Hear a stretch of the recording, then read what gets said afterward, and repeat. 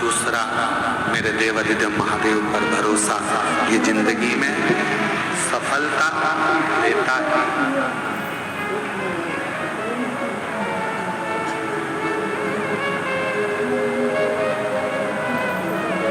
तारकासुर के तीनों पुत्र तारकाक्ष, कमलाक्षकी, विदुम्माली, तीनों ने अपने पिता तारकासुर से कहा क्या आपका बेर शिवजी से नहीं? नहीं।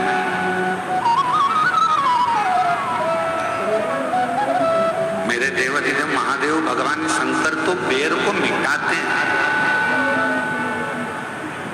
बेर उत्पन्न नहीं करा।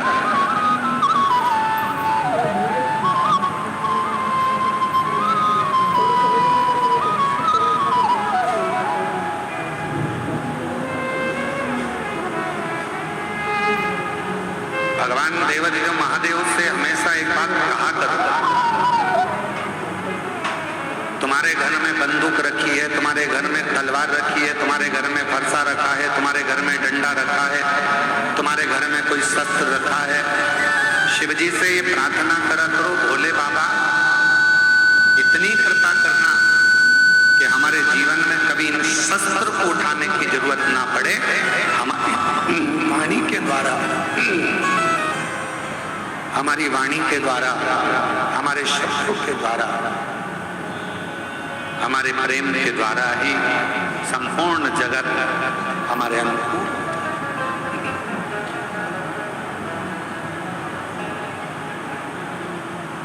क्या होता है कभी किसी थानेदार से जाकर पूछना, कभी किसी थाने में जाकर किसी थानेदार से जाकर पूछना कि उनके पास दिन भर में कितने केस आते हैं, कितने केस।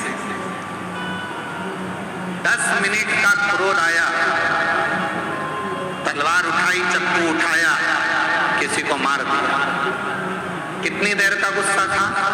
10 मिनट का। कितनी देर का क्रोध था? 10 मिनट का। 10 मिनट का क्रोध आया, चक्कू उठाई, तलवार उठाई, डंडा उठाया, किसी को मार दिया।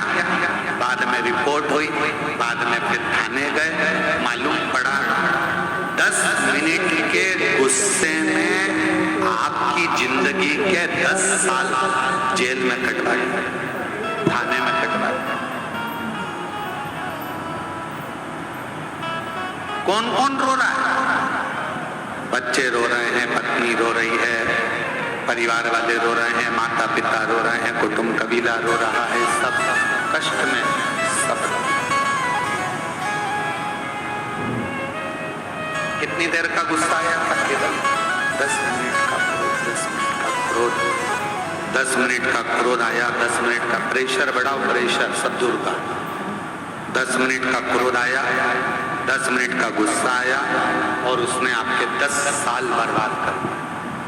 धन भी गया, नाम भी गया, इज्जत भी गई, समय भी गया। इसलिए भगवान शंकर से प्रार्थना करते रहा करो कि भोले बाबा मेरे घर में भले बंदूक रखी हो, डंडा रखा हो, तलवार रखी हो, अस्त्र रखे हो, शस्त्र रखे हो, पर निवेदन है मेरे शंकर भगवान उनको उठाने की कभी जरूरत ना पड़े। प्रेम की वाणी से दुनिया बीत जाए, इससे ज्यादा कुछ। प्रेम की वाणी वो हमारी जिंदगी को बर्बाद कर।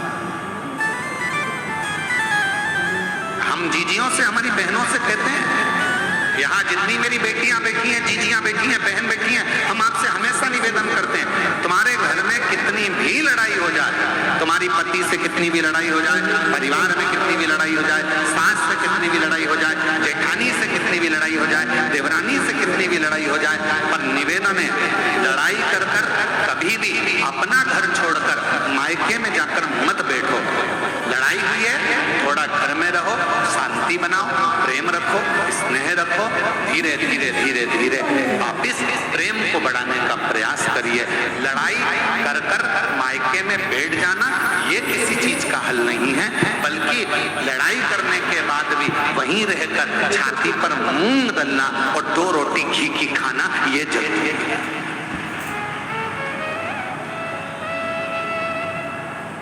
क्यों रूठ कर जाते?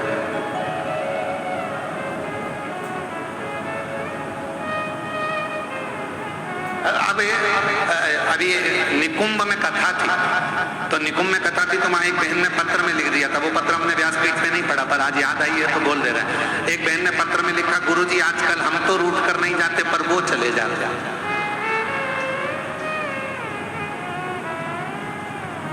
अब हम उनसे पूछने वाले थे पत्र के माध्यम से कि वो रूठ कर कहाँ चले जाते हैं, कि पता नहीं कहाँ उनके रिश्तेदार क्या चले जाते हैं, फिर 2 दिन बाद 3 दिन बाद आ जाते हैं। तो हमने कहा 2-3 दिन बाद आ तो जाते हैं ना, यही बहुत है। पुरुष जाएगा तो आ भी जाएगा, पर मेरी जीजियों तुम इतना बड़ा मुंह लेकर जाती हो कि अब तो जाऊंगी नहीं, चाहे कुछ भी अब नहीं जाऊंगा, तो वो दिक्कत आता है। इतना नहीं, हम हमारे बाबा की बेटी हैं, हम हमारे शंकर जी की पुत्री हैं, और तुम्हारे घर में जितने माता पिता हैं ना, आप सबके वो शिव और पार्वती का ही रूप है। आप उनकी बेटी हो, तो हम अपने संस्कारों से विहीन कैसे हो जाए? आप सबको मालूम होगा शंकर जी की बेटी अशोक सुंदरी, जब विवाह हो गया अशोक सुंदरी का, और विवाह होने के बाद अशोक सुंदरी के पति एक बार वन से निकलकर आ रहे थे और एक असुर ने अशोक सुंदरी के पति को रोका। अशोक सुंदरी के पति को जब उस असुर ने, उस दैत्य ने अशोक सुंदरी के पति को जब रोका, असुर ने जब अशोक सुंदरी के पति को रोका, तो उस असुर को नहीं मालूम था कि अशोक सुंदरी का पति है।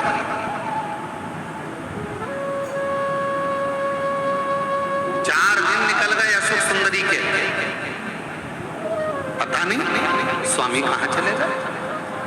अब शिव जी की बेटी है, ना जाने कहां चले गए, ना जाने कहां चले गए, ना जाने कहां चले गए। ढूंढते ढूंढते अशोक सुंदरी खुद निकल गई, और अशोक सुंदरी उस असुर के सामने जाकर जो खड़ी हुई, असुर ने उसी समय पर अशोक सुंदरी के पति को छोड़ दिया।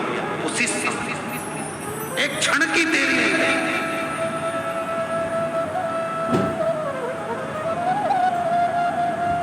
अर्थात शिव महापुराण की कथा कहती है कि एक पति, प्रेशर नहीं आ रहा भाई, इसको खोलो ना प्रेशर दोस्तों माइक पे। शिव महापुराण की कथा कहती है, भगवान शंकर का चरित्र कहता है, शिव कथा कहती है, शिव तत्व कहता है। एक नारी अपने पति के लिए उसकी ढाल बनकर खड़ी होती है, और बड़े से बड़े काल से भी अपने पति को बचाकर लेकर आ जाती है। वो भारत की नारी, भारत की अपने पति को काल से भी छुड़ाकर, काल से भी निकाल कर, काल से भी छुड़ा कर लेकर आ जाती है। काल से शिव तत्व कह रहा है। तारकासुर के तीनों बेटों ने शिवजी का बखान अपने पिताजी के मुख से सुना था।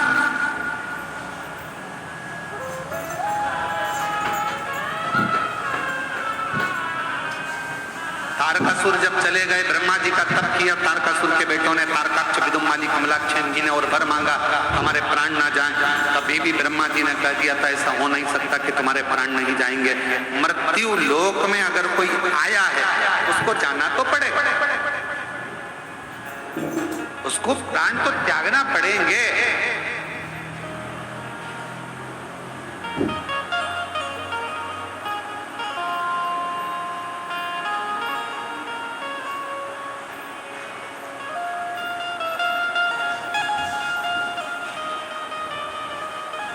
कोई जल्दी जाएगा, कोई लेट जाएगा, कोई झोपड़े से जाएगा तो कोई महल से जाएगा।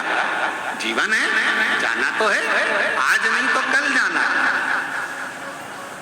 तो तारकासुर के तीनों बेटों को ब्रह्मा जी ने कहा मृत्यु तो आई, तो उन्होंने कहा फिर दूसरा वर दे दीजिए। कौन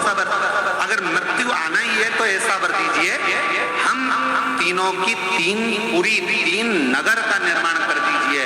उस 3 नगर में हम रहेंगे। हमारे प्राण छूटे तो एक साथ छूटे, हम मरे तो एक साथ मरे, हमारे प्राण जाएं तो एक साथ जाएं।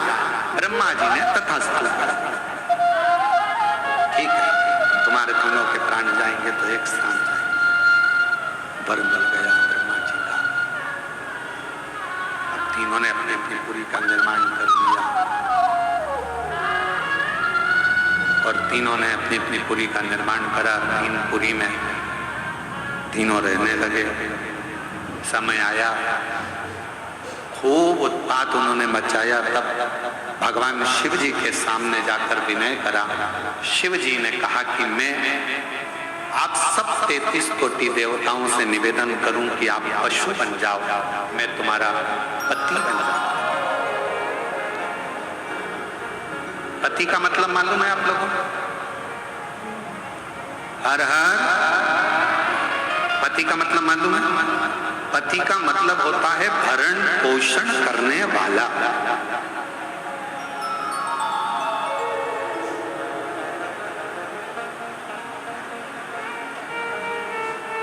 हमारी जिंदगी की पूरी जवाबदारी अब उनकी है। पिता, पति, भाई, पुत्र। एक नारी के लिए ये 4 स्तंभ का काम करता है। एक स्त्री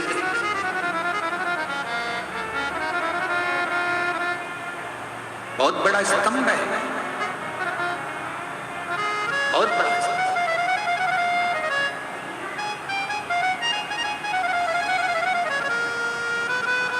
और एक नारी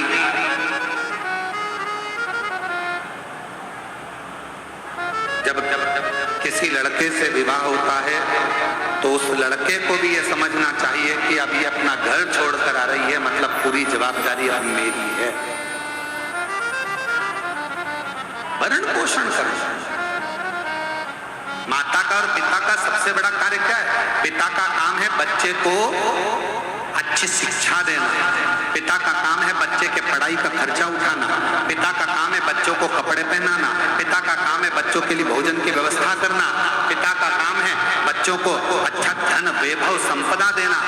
पर पिता से ज्यादा जरूरी काम माता का होता है कि घर में जो बच्चे पढ़ाई कर रहे हैं, घर में जो बच्चे रह रहे हैं, उनको अपने घर के संस्कारों में ढालना और उन बच्चों को सही मार्ग निश्चित करना, प्रशस्त करना। ये माँ का कर्तव्य ज्यादा बड़ा होता है, पिता से बड़ा होता है माता का कर्तव्य, जो अपने बच्चों को साधे, संस्कारों से जोड़े। इसलिए मेरा बेटाओं से निवेदन है, बेटियों से निवेदन है, अपनी जिंदगी में 2 को मत छोड़ना, एक माँ को, एक माला को। माँ तुम्हें अपने आंचल में रखेगी और माला आपको जिंदगी में छाती तान कर चलना सिखा देगी।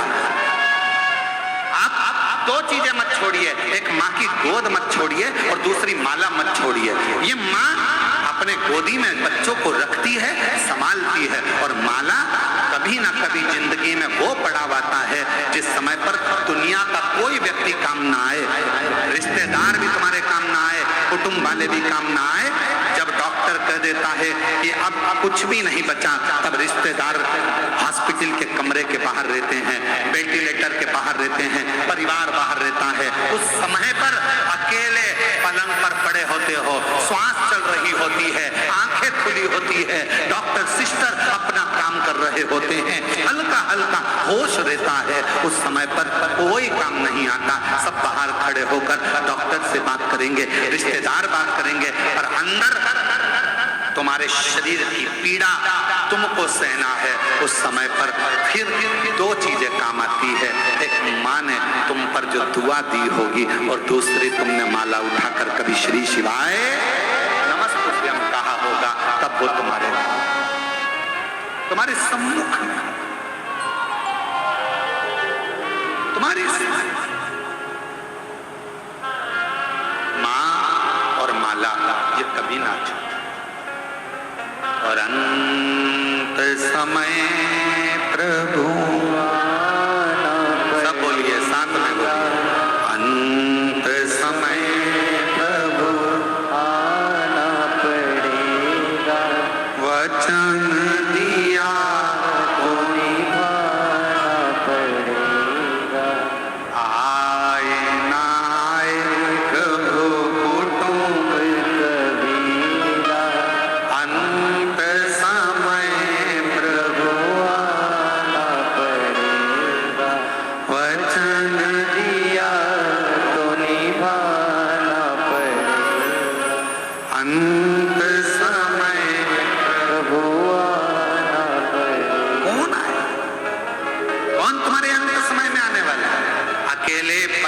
होगे, सब बाहर होंगे, सब।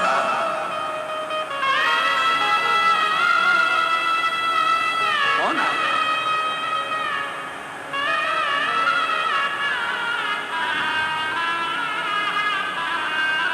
कितना बड़ा बंगला है तुम्हारा, वो प्रॉपर्टी नहीं है। कितनी जमीन है तुम्हारी, वो प्रॉपर्टी नहीं है। कितनी गाड़ियां खरीदी, वो प्रॉपर्टी नहीं है। सबसे बड़ी प्रॉपर्टी कब नजर आती है? जब व्यक्ति मरता है, अर्थी पर सोता है, तब समझ में आता है कि व्यक्ति की प्रॉपर्टी कितनी है, मतलब उसका व्यवहार कितना है, तब समझ में आता है। पड़ा है अर्थी पर, पड़ोसी भी नहीं आते किसी किसी के, तो रिश्तेदार भी नहीं आते, नातेदार भी नहीं आते, पड़ा। हमारे को लगता है ये जमीन जायदाद घर बंगला ये हमारी प्रॉपर्टी, नहीं नहीं, हमारी सही प्रॉपर्टी हमारा व्यवहार। एक जेठानी और देवरानी में लड़ाई हो जाती है, वो अपने घर चली जाती है, वो अपने घर चली जाती है, सबका घर, सबका मकान, सबका अपना हो जाता है, एक दूसरे का मुंह नहीं देखते। क्यों? क्योंकि उन्होंने सब कुछ बनाया, बंगला भी बना लिया, गाड़ी भी बना ली, सब कुछ कर लिया। दोनों के पति कमा रहे हैं, दोनों कमाकर बंगला भी बना रहे हैं, गाड़ी भी ला रहे हैं, पर उसकी प्रॉपर्टी, वो जो प्रेम की प्रॉपर्टी थी, वो नहीं बढ़ा। और जब दुख का समय आया तो गाड़ी बंगला कुछ काम ना आया, तब आखिरी में वो अगर दुख के समय में एक दूसरे के पास आकर खड़े हो जाते तो दुनिया की सबसे बड़ी प्रॉपर्टी कहलाती। वो प्रेम नहीं कमा, धन।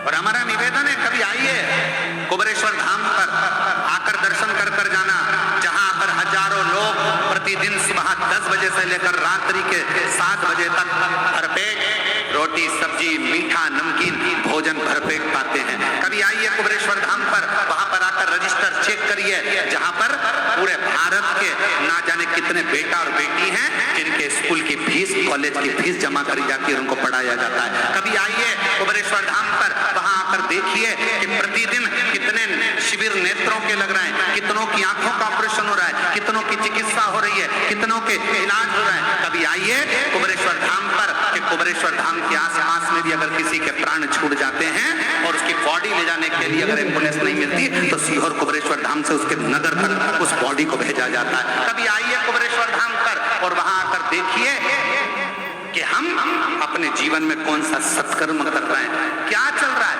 कौन सा हॉस्पिटल, किस तरह का भोजन, किस तरह का व्यवहार, किस तरह का आनंद अपने जीवन में। और आपसे भी कहते हैं, आप 1 रुपया किसी को मत, कभी दान मत करो किसी को भी, पर इतना याद रखो, अपने परिवार में, अपने मोहल्ले में, अपनी कॉलोनी में, अपनी सोसाइटी में कोई बच्चा पढ़ने में होशियार है और उसके पास पैसा नहीं है, तो एक बार स्कूल की फीस जमा कराकर उस बच्चे की जिंदगी बनाने का प्रयास करें। दुनिया में 2 दान सबसे बड़े होते हैं, शिक्षा का, चिकित्सा का, देने का प्रयास करिए। कभी विचार करना, आना कुबेरेश्वर धाम, रहना, विचार करना। हम कुबेरेश्वर धाम आए हैं, जरा यहाँ का नजारा देखें, केवल कंकर शंकर पूजन नहीं, यहाँ की व्यवस्थाओं को भी देखा है, यहाँ का आनंद भी देखा है कि क्या है, क्या है।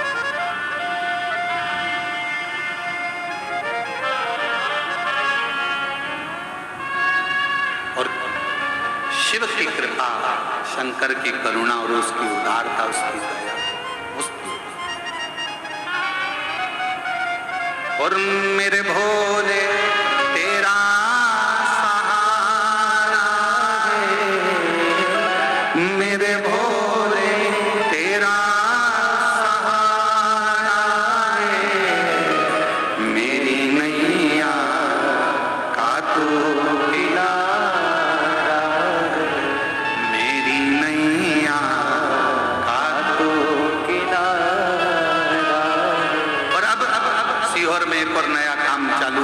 थोड़े दिन में। जो मंदिर शिव जी के बनेंगे, शिवलिंग नहीं है तो कुबेरेश्वर धाम से शिवलिंग भी दिया जाएगा, नंदी भी दिया जाएगा, जिससे पूरे भारत में, पूरे विश्व में सनातन धर्म स्थापित हो। गांव-गांव में जैसे अन्य धर्म धर्म के लोगों ने छोटा छोटा अपना केंद्र बना रखा है। हम कुबेरेश्वर धाम के नाम से कोई दूसरा केंद्र नहीं बनाएंगे, पर तुम्हारे दिल को कुबेरेश्वर धाम बना देंगे और तुम्हारे गांव को कुबेरेश्वर धाम बना देंगे। हम कोई दूसरा केंद्र नहीं बनाएंगे। कोई हमसे पूछे क्यों गुरुजी, क्या आप छत्तीसगढ़ में कुबेरेश्वर धाम का केंद्र बनाओगे, क्या महाराष्ट्र में बनाओगे, क्या उत्तर प्रदेश में? कहीं नहीं बनाएंगे। एक ही जगह बहुत है, मायका एक ही ठीक है, 10 मायके नहीं करना है। आपका घर एक ही बहुत है, उसी घर से पूर्ति हो जाती है, तो 10 घर क्यों?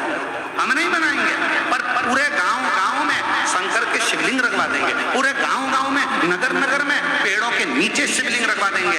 आज नहीं तो कल कोई धर्मात्मा पैदा होगा, जब पेड़ के नीचे रखा हुआ शिवलिंग देखेगा तो कोई तो छत डालकर चले जाएगा और शिव जी की स्थापना करेगा प्रत्येक नगर नगर में।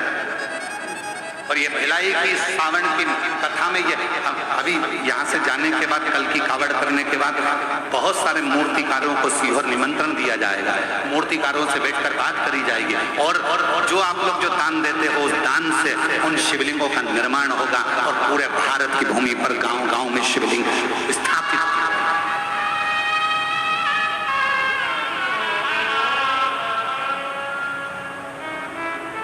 और जब जब एक लोटा जल चढ़ाओगे तो कहते हैं ना, जैसे पेड़ लगा दो बेलपत्री का, मरकर चले भी गए ना, तो तुम्हारे हाथ का लगा हुआ पेड़ की बेलपत्री जब टूटेगी और शिव जी को चढ़ेगी तो उसके पुण्य का एक फल तुम्हारे भी अंश में आएगा, तुम्हारे भी भाग में आएगा। तो वो पुण्य का फल। और मत बुरे कर्म